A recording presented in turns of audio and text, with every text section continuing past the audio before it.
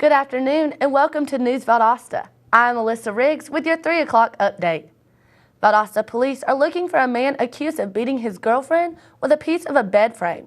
Roderick Frazier allegedly assaulted 23-year-old Sierra Williams at her apartment yesterday morning. Police say Frazier struck Williams in the arm and leg with the pipe, then proceeded to punch her in the nose before fleeing. An arrest warrant for Frazier is out, and the police encourage citizens to come forward with any information. A bomb threat was called into a Tallahassee National Guard armory yesterday. About 30 people evacuated the armory, and Tallahassee police guarded the entrances. Police say that a man approached a Dollar General customer asking if he had a phone. When he said yes, the suspect told him to call the police because he just placed a bomb. The suspect is a black man in his 40s wearing camouflage pants and a black t-shirt. He may also be armed with a handgun. If you have any information, contact the Tallahassee Police Department. The Georgia Tourism and Travel site is putting Valdosta on the map by naming Farm Days as one of the must-see farmers market in Georgia. Here is News Valdosta reporter Taylor Williams with more on the story. Valdosta Farm Days was named one of 3 must-try farmers market in the state by Georgia's travel and tourism site.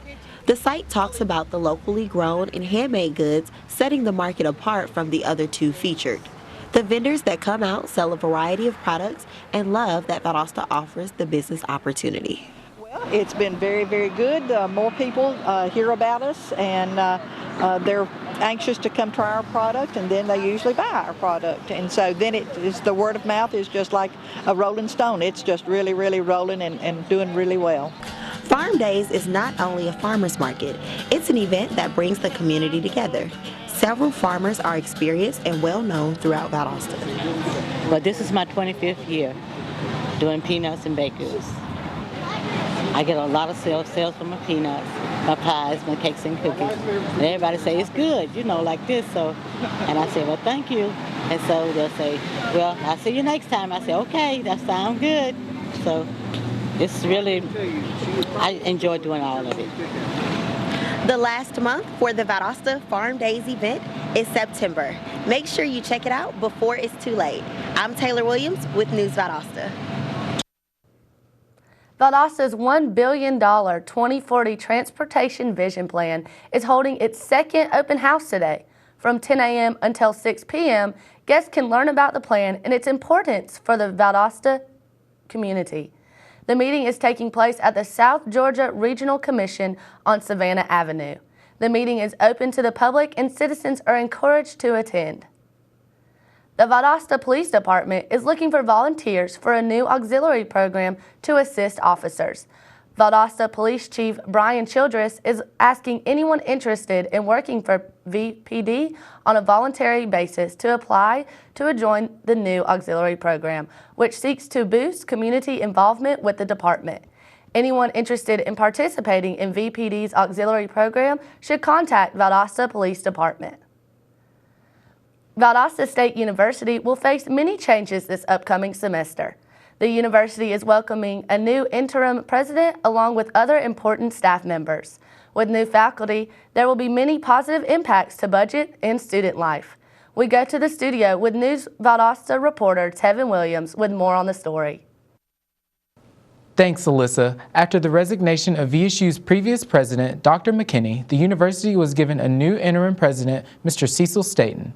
Also, Dr. James Archibald was appointed as the new interim vice president of student affairs. With multiple other changes in leadership, I was able to sit down with both Mr. Staten and Dr. Archibald to see what is in store for VSU. Towards the end of the spring semester, Dr. McKinney released a statement about his resignation as the president of Valdosta State University. Although many students were concerned, the Board of Regents quickly named a new interim president, Mr. Cecil Staten. Mr. Staten started his term July 1st and has quickly made changes in leadership and administration in the higher positions of VSU.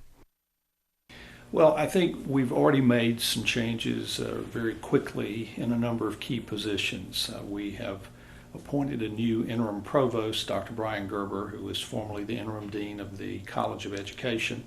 So I look forward to working with him as we deal with some of the academic affairs issues that will normally be a part of any university's life. After a change of leadership in the Student Affairs Office in the fall, the position for the Provost and Vice President was vacant.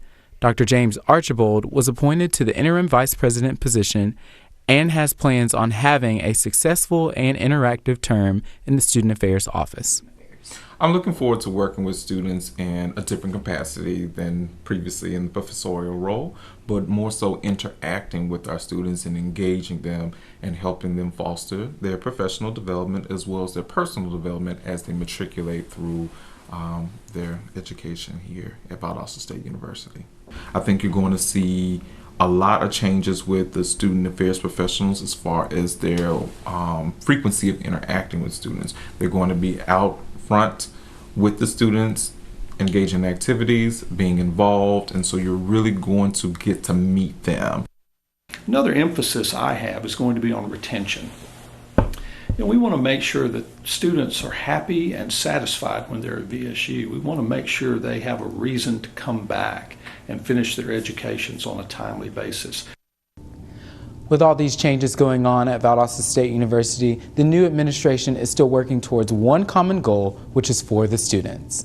For News Valdosta, I'm Tevin Williams. Thanks, Tevin. The Mexican consulate is in Valdosta this week to help immigrants obtain proper documentation such as a Mexican passport and picture IDs.